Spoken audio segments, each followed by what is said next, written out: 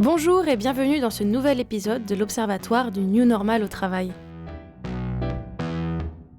Aujourd'hui, on va parler d'impact environnemental, sujet dont il nous semble important de discuter, car l'écologie préoccupe une grande partie d'entre nous. En effet, selon le dernier rapport annuel du Conseil économique, social et environnemental, 8 Français sur 10 se disent inquiets face au changement climatique. Donc on a 80% de la population française en 2023, fin 2023, qui considère que le changement climatique est source d'anxiété. Mais alors, qu'en est-il au travail ? Dans cet épisode, nous allons parler de l'impact des nouveaux modes de travail sur l'environnement, en tentant de répondre à la question suivante, est-ce que le télétravail est écologique ? Puis nous discuterons des différents champs d'action dans lesquels une organisation peut mettre en place des solutions pour réduire son empreinte écologique, et bien sûr des freins qui peuvent nuire à ces mises en place. Le premier confinement, ayant eu lieu lors de la crise sanitaire en 2020, a permis une prise de conscience de la crise climatique actuelle. Le confinement a permis l'arrêt quasi total des déplacements entre le domicile et le travail, et par conséquent, il a permis une réduction des émissions de gaz à effet de serre, et également une réduction de la pollution de l'air, de la pollution sonore, etc. De plus, pour les personnes qui avaient la chance d'être au vert, cela a permis, en quelque sorte, une reconnexion avec la nature et la biodiversité. On s'est davantage promené dehors, on a profité de la nature, de nos jardins, de notre potager. Bref, cette période a permis de nous rendre compte que nos comportements en tant que citoyens avaient un impact important sur notre environnement. Suite à cette période Covid, on a vu apparaître de nouvelles formes de travail. Ici, nous aimerions intégrer une réflexion autour de l'impact environnemental que peuvent avoir ces nouvelles pratiques de travail, comme le télétravail ou le travail hybride. Car le travail à distance permet une réduction des trajets en transport, plus ou moins polluants, mais fait augmenter également l'usage des technologies, du numérique. Donc on s'est posé la question, est-ce que le télétravail est véritablement écologique ? Alors on va voir les pour et les contre. Concernant les impacts positifs, on l'a vu, le télétravail permet une réduction des émissions de gaz à effet de serre car il y a moins de trajets effectués entre le domicile et le bureau. On l'a vu, ça s'accompagne également d'une diminution de la pollution de l'air, de la pollution sonore. Le télétravail permet également à certaines entreprises de réduire la surface de leur bureau, ce qui fait diminuer leurs dépenses énergétiques, notamment au niveau du chauffage et de l'alimentation des appareils électriques. Enfin, le télétravail peut s'accompagner d'une sorte d'exode urbain, c'est-à-dire que les salariés qui peuvent travailler de n'importe où peuvent déménager à la campagne par exemple, ce qui permettrait un aménagement plus équilibré des territoires. Mais cet exode urbain a des conséquences et peut poser des soucis. J'ai trouvé un article dans lequel les auteurs en parlent très bien. Cet article s'appelle « Le télétravail est-il écologique ?», paru dans le journal de l'immobilier. Les auteurs disent « Le télétravail pourrait élargir nos territoires de vie, profilant ainsi une nouvelle vague de péri-urbanisation et un usage accru de la voiture pour les petits trajets du quotidien. Corrélativement, il permettrait aux entreprises d'élargir leur bassin de recrutement, d'aller chercher de nouvelles compétences au-delà des métropoles et zones urbaines.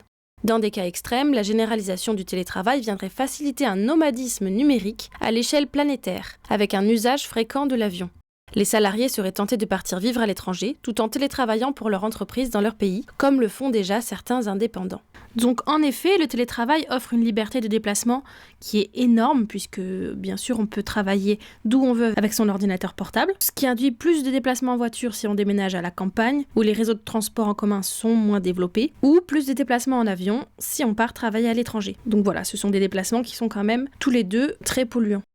Concernant les impacts négatifs, on l'a un petit peu évoqué tout à l'heure, il y a surtout l'impact du numérique. Donc toujours dans cet article, les auteurs disent que les relations de travail virtuelles se matérialisent à travers des ordinateurs, des smartphones, des objets connectés, des data centers, des câbles, qui acheminent les données et font fonctionner les réseaux. L'augmentation de la fréquence du télétravail devrait s'accompagner d'une démultiplication des équipements au domicile ou dans des tiers-lieux, ainsi que des nouveaux matériels au sein de l'entreprise pour faciliter les visioconférences.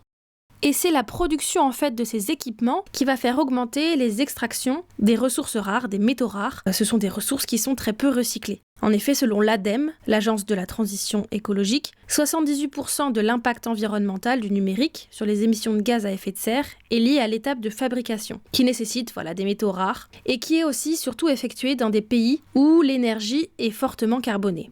Ce développement du numérique a également des conséquences sur la consommation d'énergie. Donc on a le développement du cloud, donc ce qui permet de stocker des données en ligne, et la démultiplication des lieux de travail et des data centers surtout, qui amène à une croissance exponentielle en fait de la consommation d'énergie.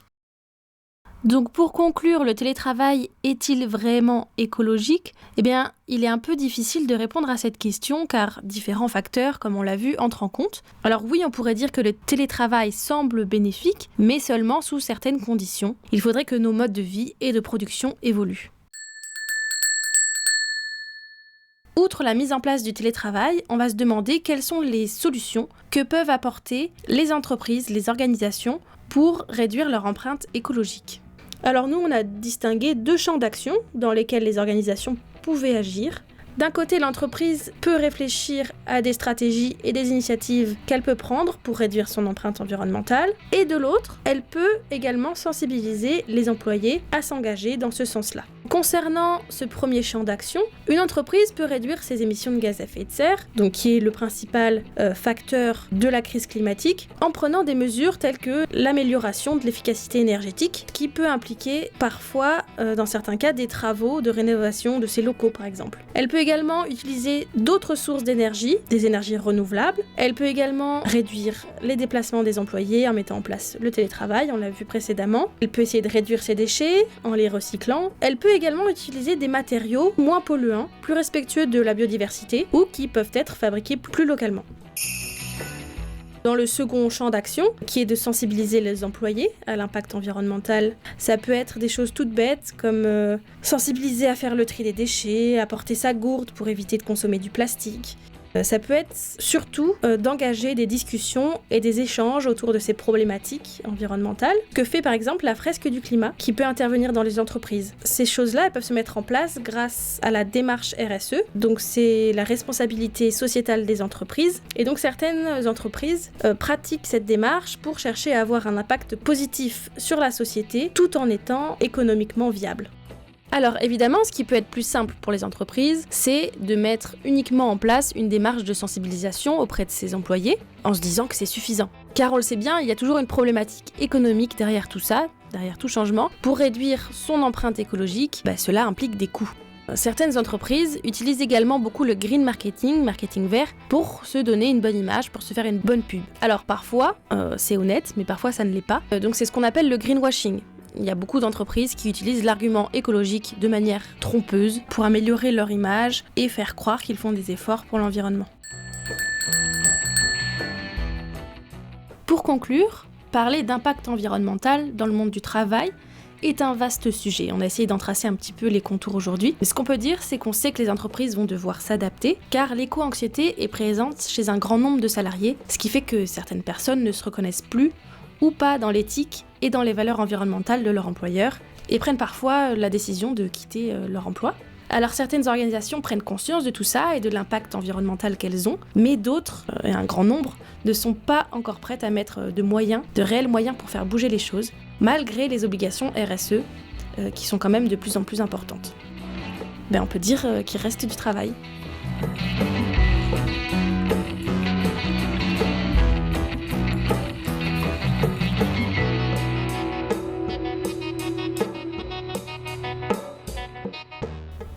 Et voilà, l'épisode touche à sa fin.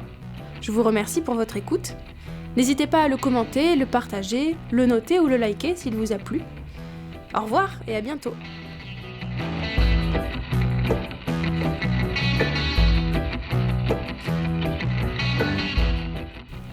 Cet épisode a été réalisé par Aurélie Dudésert, Florence Laval et Fanny Gibert. Il est disponible sur Spotify, Apple Podcasts et YouTube.